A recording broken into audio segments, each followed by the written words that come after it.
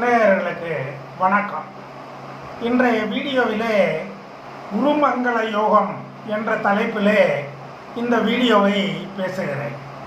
குருவும் செவ்வாயும் நட்பு கிரகங்கள். இந்த இரண்டு கிரகங்களும் ஒருவருக்கு ஒருவர் பார்த்து கொள்ள வேண்டுமானால் 7ஆம் பார்வை மட்டுமே பார்க்க முடியும். குருவுக்கு 5, 7, 9 ஆகிய பார்வை பலன்கள் உள்ளது. 5ஆம் இடத்திலே இருந்து செவ்வாயை பார்த்தாலும் நல்ல பலன்கள் கிடைக்கும். ஆனால் யோகமாக சொல்லப்படவில்லை. 8ஆம் இடத்தை செவ்வாய் 8ஆம் இடத்தில் இருந்து குருவை பார்த்தாலும் யோக பலன்கள் கிடைக்கும். ஆனால் அது யோகமாக சொல்லப்படவில்லை. குருவுக்கு நேருக்கு நேராக செவ்வாயை பார்க்கும் நிலை எல்லா கிரகங்களுக்கும் இருக்கும் 7ஆம் பார்வை தான். அந்த 7ஆம் பார்வையை குரு செவ்வாயை பார்த்தால் குரு மங்கள யோகம் என்ற ஒரு மிகப்பெரிய யோகத்தை உருவாக்கும். இதன் மூலம் செவ்வாய் ஜாதகர்களுக்கு தைரியத்தையும் வீரத்தையும் வேகமாக செயல்படும் திறமையையும் நல்ல யோக பலன்களையும் கொடுக்கும். அந்த யோகத்துக்கு பேரு தான் குருமங்கள யோகம். இந்த குருமங்கள யோகம் படைத்தவர்கள் எல்லாம் நீடித்த காலம் வாழ்வார்கள். வயது 90 to 100 வயது வரையிலும் வாழக்கூடிய ஒரு நிலை ஏற்படும். அடுத்து நீடித்த ஆயுள் மட்டுமல்ல, நிறைந்த அசையா சொத்துக்களை தரும். அசையா சொத்துக்கள் என்பது வீடு, நிலம், காடு போன்ற இடங்கள்.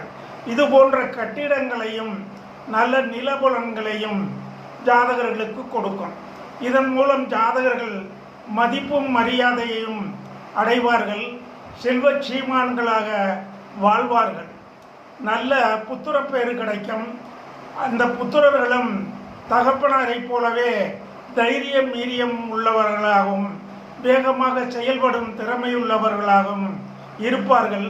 நீடித்த ஆயுளோடும் இருப்பார்கள் என்று ஜோதிட நூல்களிலே விளக்கம் அளிக்கப்பட்டிருக்கிறது. குருவுடைய 5ஆம் பார்வை 9ஆம் பார்வையிலே செவ்வாயை பார்த்தாலும் நல்ல பலன்கள் கிடைக்கும். ஆனால் இந்த குருமங்கள யோகம் என்ற பெயரிலே யோகத்தை கொடுக்காது. அதே போல செவ்வாய் அவரது 4ஆம் பார்வையாலும் 8ஆம் பார்வையாலும் குருவை பார்த்தால் நல்ல பலன்கள் கிடைக்கும். ஆனால் இந்த குரு மங்கள பார்வை கிடைக்காது. இந்த குரு மங்கள பார்வையை பார்க்க வேண்டுமானால் செவ்வாய் குருவை பார்க்க வேண்டும், குரு செவ்வாயை பார்க்க வேண்டும்.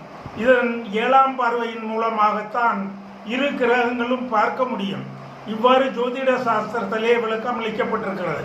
எனவே அவரவரது ஜாதகம் மற்றும் குடும்பத்தில் உள்ளவர்களுடைய ஜாதகத்தை பார்த்து குருவும் செவ்வாயும் எந்த ராசியிலே இருக்கிறார்கள், அவர்களுடைய பார்வை பலன் எவ்வாறு இருக்கிறது என்பதை அறிந்து குருமங்கள யோகம் உள்ளதா என்பதை எளிதாக தெரிந்து கொள்ள முடியும் என்பதை விளக்கி இந்த வீடியோவிலே பேசுகிறேன்.